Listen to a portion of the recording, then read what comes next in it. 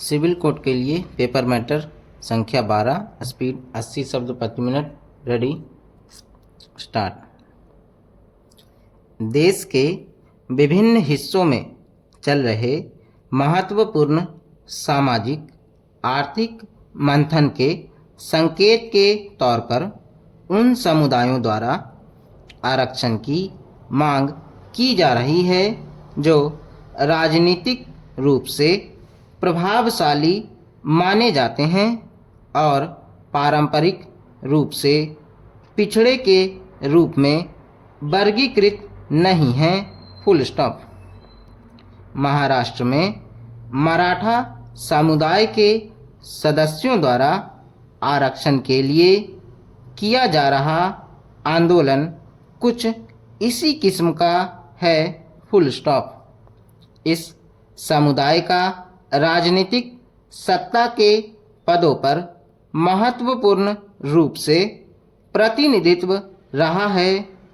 1967 से 35% से ज़्यादा विधायक और राज्य के 18 में से 12 मुख्यमंत्री इस समुदाय से रहे हैं।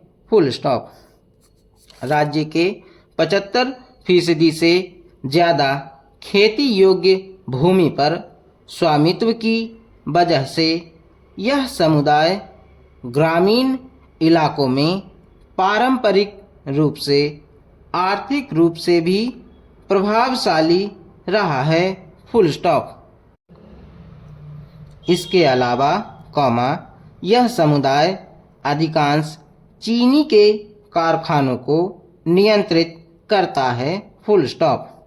राज्य के 2011-12 के भारत मानव विकास सर्वेक्षण के आंकड़ों से पता चलता है कि मराठों का प्रति व्यक्ति उपभोग व्यय सिर्फ ब्राह्मणों के मुकाबले ही कम है। Full stop.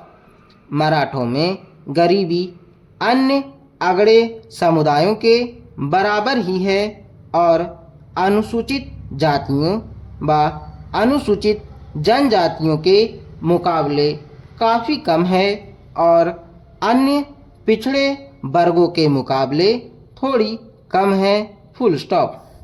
इसलिए यह साफ है कि 2021 में सुप्रीम कोर्ट ने 2018 में नौकरियों और शिक्षा में मराठों के लिए सामाजिक एवं आर्थिक रूप से पिछड़े वर्गों के तहत प्रदान किए गए 16% आरक्षण को क्यों रद्द कर दिया था। Full stop.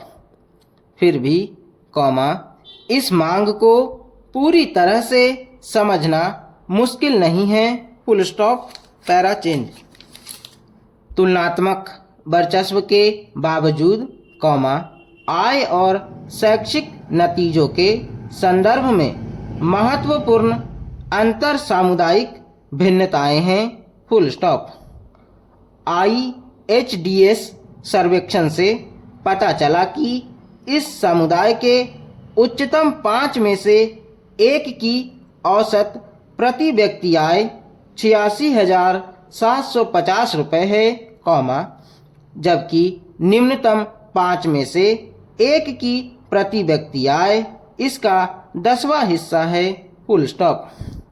राज्य में बार बार आने वाले कृषि संकट की लंबी प्रकृति के बीच गरीब मराठों की आजीविका के मुख्य रूप से ग्रामीण स्वरूप होने के अलावा इस आर्थिक असमानता ने नाराजगी और आरक्षण की मांग को जन्म दिया है। Full stop.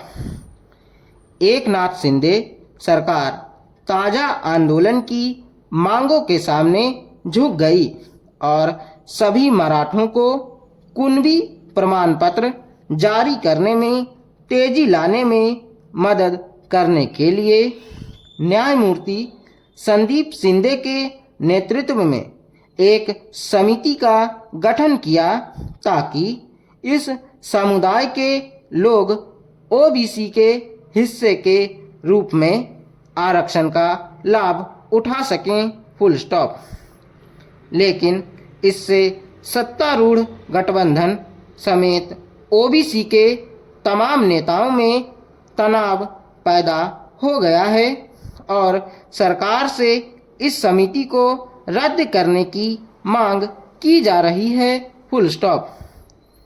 आंदोलनों के प्रति बिना सोचे समझे प्रतिक्रिया देने के बजाय आरक्षण के कार्यान्वयन, उसके नतीजों का मूल्यांकन और करने और यह पता लगाने के लिए कि संवैधानिक प्रावधानों के आधार पर कौन सा समूह आरक्षण के योग्य है, विभिन्न राज्यों में एक व्यापक सामाजिक आर्थिक सर्वेक्षण की जरूरत है, फुल स्टॉप।